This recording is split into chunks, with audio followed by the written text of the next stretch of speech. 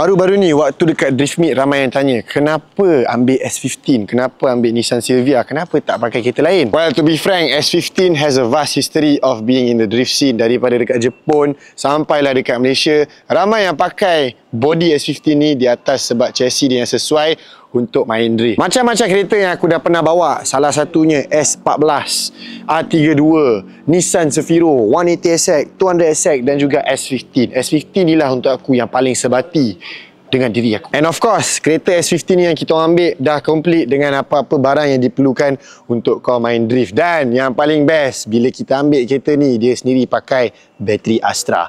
Bateri pilihan mekanik, bateri yang ada Cerium certification dan juga bateri yang ada nationwide warranty assist. Tak risau kalau apa-apa jadi tengah-tengah competition Kong dan time tu juga Team Astra akan datang hantar bateri baru untuk kereta ni. Shout out dekat semua orang yang datang hari tu Drift Meet Motomania X Clutch Kick 6 hari bulan 12 hari Sabtu dekat Motomania HQ baru-baru ni. Datang tengok kereta, admire kereta, appreciate apa yang kita try untuk buat to this scene. Wish us luck for the future. Apa-apa Roger, kalau nampak kereta ni jangan lupa tag kita orang, tag Astra, mention, like, comment, share apa semua. Dan ingat, kalau korang pengguna kereta, pakai bateri Astra. Sebab apa? Sebab tak Astra, tak kawan. Apa-apa Roger, ciao.